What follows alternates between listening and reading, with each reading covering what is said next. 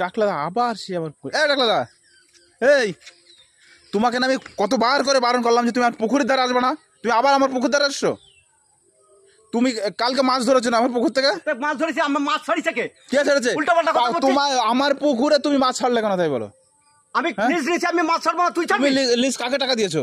তুমি আমাকে টাকা দিয়েছো? লিজ নিয়েছো? উল্টো পাল্টা কথা বলিস। এই পুকুরটা হচ্ছে পুরো আমার। হ্যাঁ, আমার পুকুরে তুমি মাছ ছাড়তে গেলে কেন তাই বলো? আমি লিজ নিয়েছি।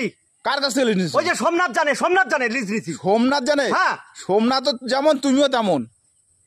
আমার পুকুরের ধারে একদম আসবে না, আর একদম মাছ ধরার চেষ্টা করবে না। তোরে পই পই করে বারণ করে দে, আমার সঙ্গে এইভাবে কথা বলবি না কিন্তু। আমার এই পুকুরের লিজে কত টাকা লাগে জানো? সেই টাকা তোমার ধারে আছে?